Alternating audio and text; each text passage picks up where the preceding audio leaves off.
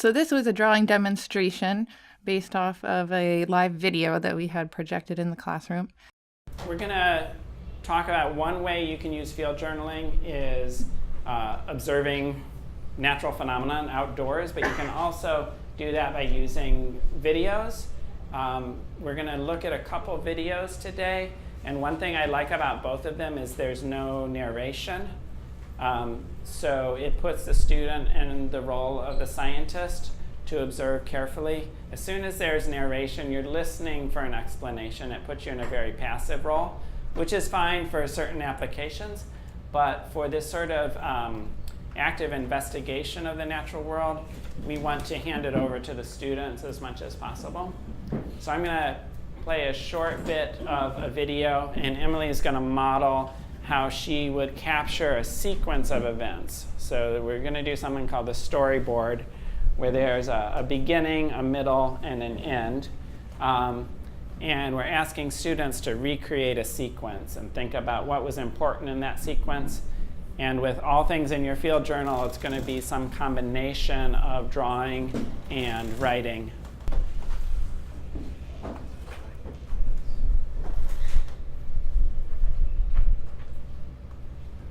And by the way, I see some of you using your field journals to document things that I'm talking about or things you're learning. That's fine to use them for that purpose as well, not just for the activities we're explicitly asking you to field journal.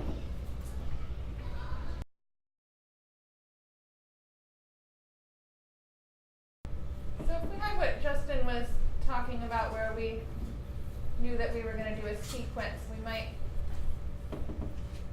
go ahead and block out that we're going to be registering in a storyboard fashion, right, these different events, and Justin has paused it for us here in the middle. So what I'm going to do is just some of what we talked about. Can everyone see it? A little bit dark.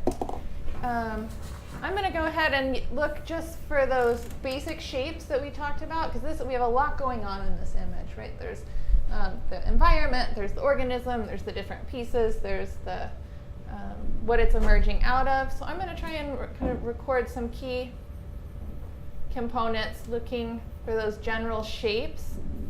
For example, the head, maybe an oval shape for the body, seeing this tapering shape down here that I might include as a triangular shape. Looking at this kind of trapezoidal shape it's emerging out of.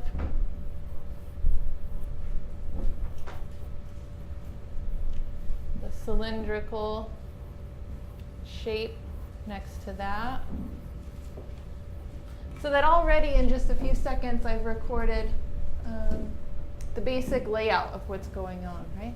Then once I have that, I have a comfortable kind of architecture or skeleton in my drawing to come back with a little bit of my contour and modify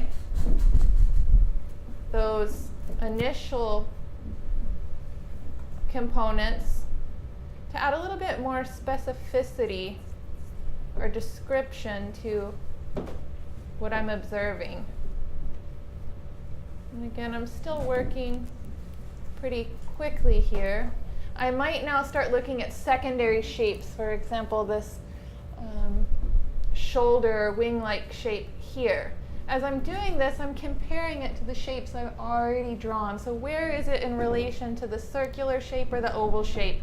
Right, I'm noticing that it's kind of right where the two come together. So that's where I'm going to notice the position of my interior structure here.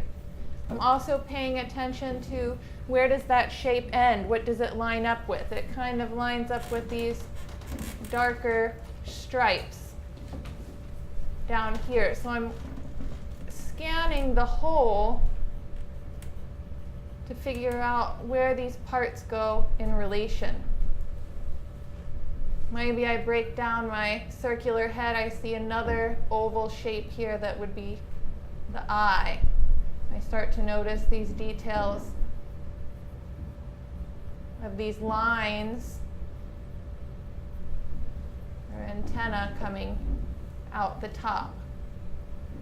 So now I'm getting a little bit more specific. I might break down these complex legs into very elliptical shapes, just noting basically where they are in relation to one another.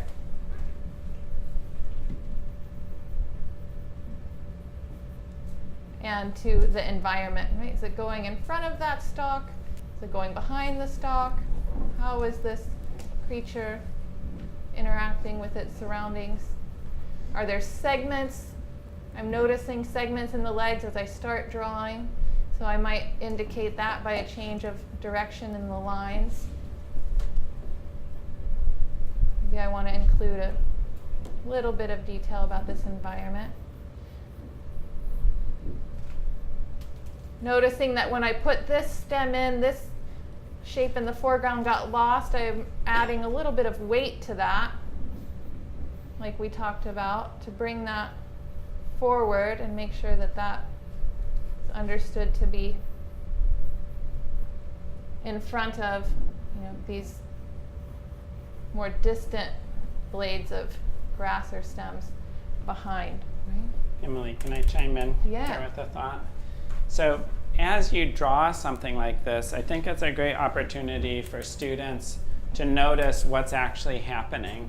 So for example, like thinking about how Emily was drawing, I started to think about the feet and how this leg is hooked around that stem this way.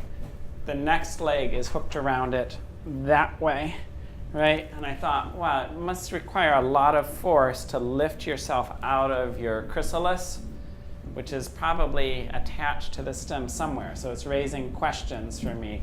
How come the chrysalis is, like something has to be holding it still for the butterfly to be able to pull out from it? Maybe this is even bending in response to the force of the legs pulling. I'm not sure. I'd have to watch more carefully. But as you draw something, you have to notice these little details, and it raises all sorts of questions. And those are great things to include in your drawing. Is the chrysalis attached? How is it attached? How does the butterfly attach it? By what means? Anyways. And I didn't notice actually the position of those feet, like that Justin was describing, until I started drawing them. And then I was like, oh, one's going behind, one's coming in front. So then I start to ask those questions based off what I observed through drawing. And then I might decide to add a little bit of color description here. We've got these watercolor pencils, which are really nice for adding color.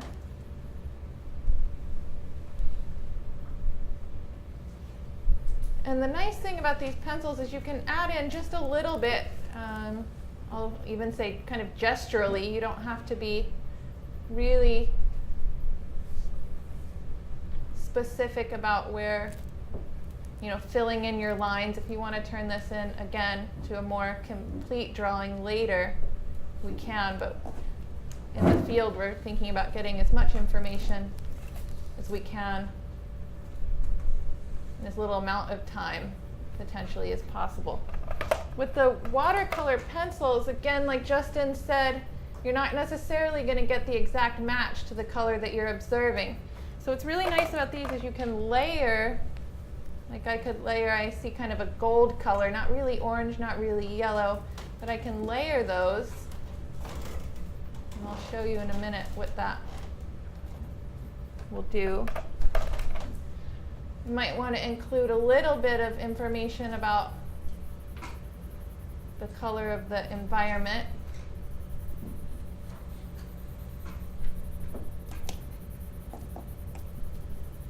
And since I never really see, do we ever just see, how many greens do we see when we look in there? Or how many different colors when we look at the surrounding? Can you identify how many different colors or values of color that we see surrounding our. And I find there's two different ways that I normally conduct a demo. One is to just do the demo and then ask the students to report back to me on what they observed. And the second is what I model here, which is to verbalize out loud the thinking process that I am using as I'm going through these drawing steps. Blue, green, so warm and cool. So I can layer, just as the minute I observe it, I just put it down. I'm missing my dark green in here, but most of you have a dark green.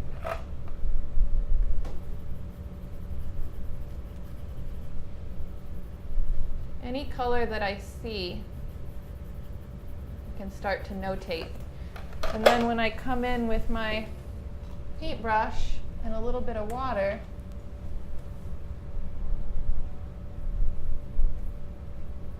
I can blend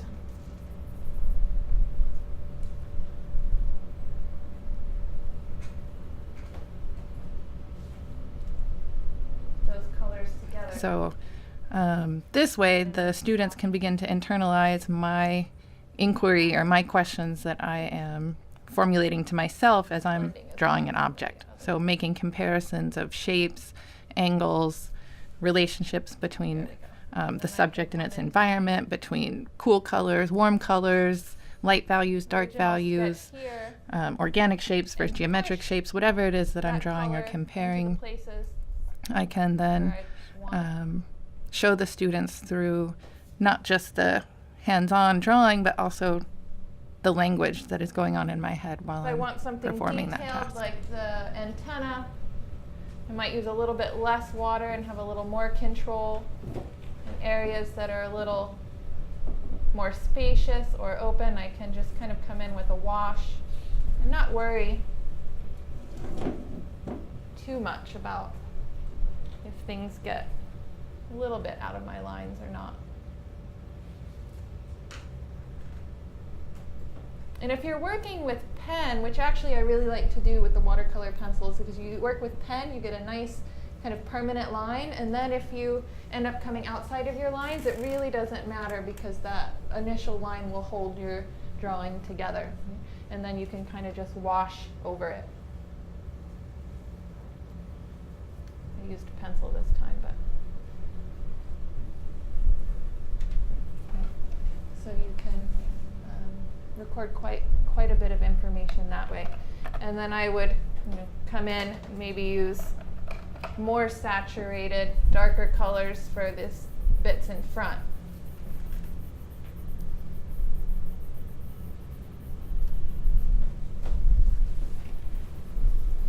Bring those forward.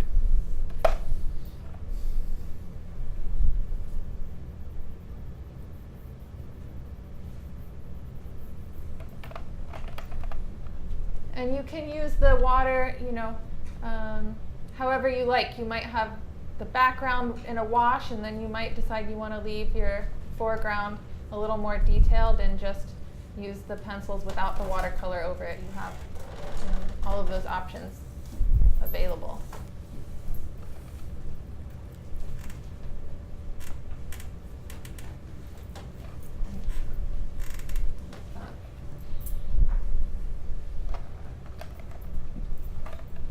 I want to just point out a few things I'm noticing as Emily's painting.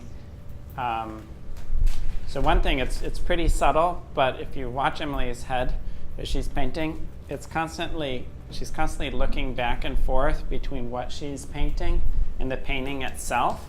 That's one key to drawing and painting, is to actually keep checking in with your subject. It's very easy for us to get caught up in the paper. And then we're kind of creating how we think the world looks, as opposed to checking in with the world. And for this, since we're trying to do an observational drawing, we actually do want to check in with the world here. So that's an easy kind of tip for students, is just to remind them to keep looking at what they're drawing and going back and forth. Otherwise, you're drawing, like Justin said, from your imagination or from your memory rather than from what you're actually seeing. Another important thing was how Emily started the drawing by getting the general layout of the entire piece first. If she had just started in and like really going into detail with the antenna, then it's easy to get the different parts out of proportion with one another. But by sort of laying out the whole in basic shapes, the whole bit first, it helps you to make sure there's balance with all the parts of it and that they're in the correct proportion. And we call that working general to specific. That's the rule. If you want to drive that into your students or kind of internalize that voice right in your own head, general to specific. What are the general shapes, the general values, the general colors, the general structures, and then get more and more specific, because everything is about those relationships, like Justin said. So if you work, you get into the eye, you make this perfect eye, but it's not the right size or not in the right place, then it really loses all of its context. So the more general you can go and work into the details, the better. And that's not really restrictive for student. It's just kind of setting up a healthy habit of how to approach capturing the world. I also, at one point Emily said, I'm not worried about such and such.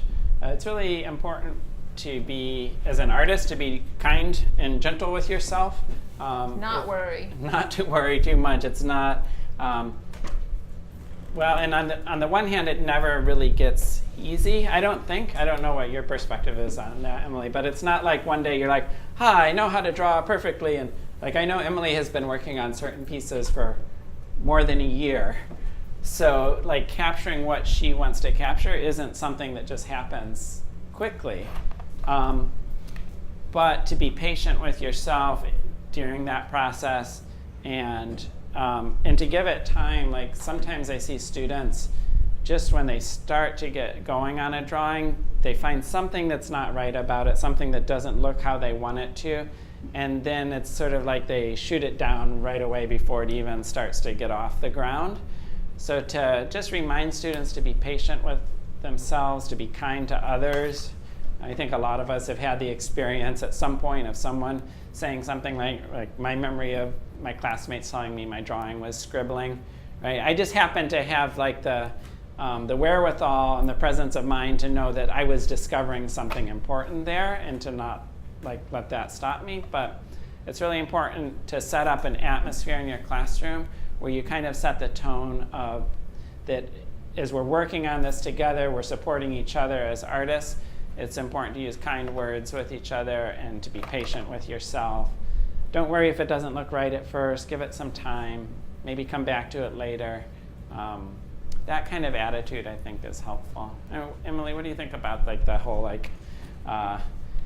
Does it feel like, okay, I've done this so much, this is easy, or does it always feel challenging, or what's your take on that? I would say that observational drawing gets definitely, I think it does become easier over time, because I think it's a language like anything else, and you develop fluency in it, or more fluency, where some things that you have to think about a lot in the beginning become more automated and more natural. Like proportion will just start to happen naturally as you do your shapes, rather than you make the shapes and they're all out of proportion and you have to rework them. I do see that there is development in that. In terms of working through conceptual ideas and really learning the materials and kind of the more subtle or sophisticated parts, that's always developing. And in terms of how to use the drawing to express ideas or to get at certain concepts, or if they're expressing, something, we did a unit on, they were studying bullying and suicide prevention, and we did expressive self-portraits, and then there's all kinds of things beyond just the technical that get opened up. We looked at a lot of different artists, and how are they using color to express this, and how are they using the environment around the figure to support the emotion that they're expressing. So then it gets more complex. But I think just the actual observational part does get easier. My experience. Yeah. Yes? You encourage them to erase or to Let Emily handle that one. What's your They so the do question like- is, do you encourage them to erase or not to erase? I out in the field, if we're just working kind of in shorter units, I usually don't give them erasers. One, it's just something else for them to lose out there. Two, they erase, and then the little bits of eraser get out into the forest or into the stream, which is not really very eco-conscious. I just tell them to work it out. If they want to start the drawing over, then that's a nice way for them to kind of chart their progress too, because regardless of whether it's right or wrong, it's still a documentation of their experience that they have. So they might be able to kind of witness their progress through that. Sometimes I just give them pens and don't even give them pencils, and then they don't have to ask for erasers because there's nothing to erase. And then if we come back to the room and do a more sustained or extended drawing, then I'll allow them to work a little bit more and erase and finalize things a little bit. If you look at even, drawings of Leonardo da Vinci, there's all sorts of stray lines. He didn't bother to The pentimenti. Get rid the of beauty is the history Yeah. of how did you arrive at this, the discovery of the thing through the act of drawing.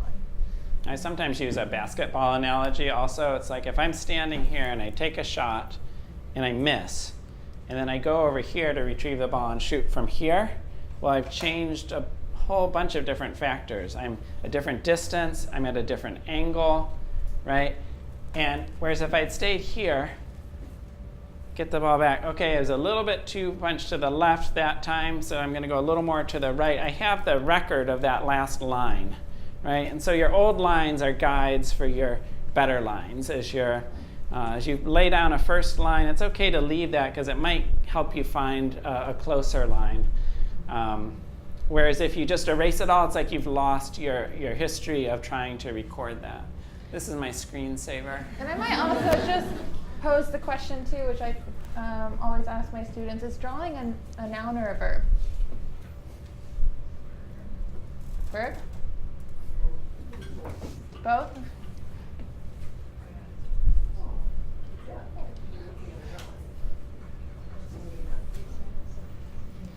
Yeah, there's no, people will have different responses to that. Is a noun or a verb, a process or a product? I think where we are in the canon of art history right now, people would say both, right? But Bryce Martin, a famous artist, would say it was Richard Serra, the sculptor, so there is no way to make a drawing, there is only drawing. So for him, there was no such thing as the end, it was all the process, it was just the act. So to think about that and have your students kind of approach it with that open-endedness and that spaciousness, I think is kind of liberating for them. And liberating for you as the one modeling this, right? Because then if you're modeling, it doesn't have to be perfect. You just say, okay, now I'm going to continue. And that's refreshing for students to hear too, to see that you struggle as well with it, and that you keep working, that you're modeling being patient with yourself, and that's a really healthy, I think, model to set. I want to talk briefly about this. Is there a way to raise this up? Yep. See, Emily knows things like how to raise an easel that I probably should learn at some point, but haven't gotten there. It's hard to see, but Emily's drawn 3 frames here, and she made this one bigger so she could add a little more detail. But if she were to finish this process, she would draw a beginning, so maybe the butterfly before it came out of the chrysalis. Here's sort of midway out, and then maybe this one, the wings are unfurling. It's a way to record a progression in time. And in the journal, Emily could also write observations and questions here, right? She could add labels if she wanted to. But this is a visual narrative.